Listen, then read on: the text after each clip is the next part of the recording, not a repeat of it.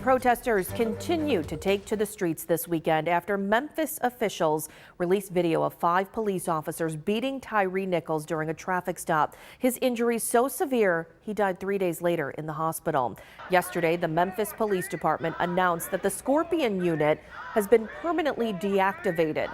All 5 former officers involved in Nichols' death were members of that unit. All 5 have been fired and are now charged with second-degree murder and other offenses.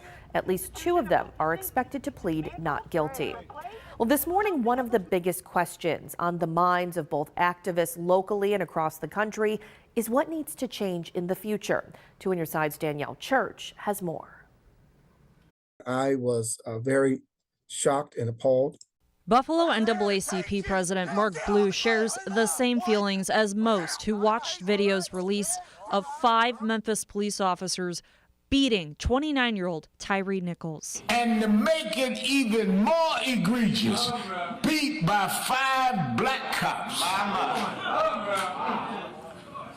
Did you think because you was black we wouldn't say nothing? Nichols had been pulled over for a traffic stop and almost made it to his mother's house. He died in the hospital 3 days later.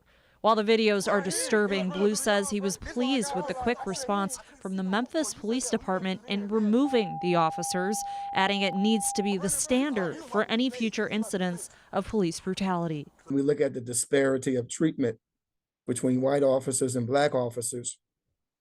It's almost a rush to judgment because before, white officers would be put on desk duty or administrative leave, and they would still continue to be compensated for their actions.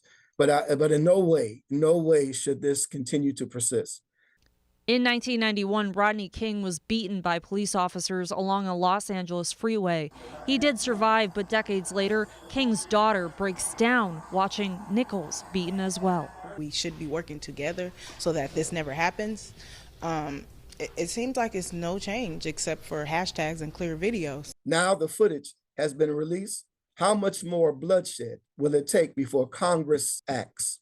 How much more trauma and tragedy must the black community experience in order to spark real change? And how many more times must America watch? Bro, lay down. I'm just trying to go home. Mom! As another son almost comes home to his mother.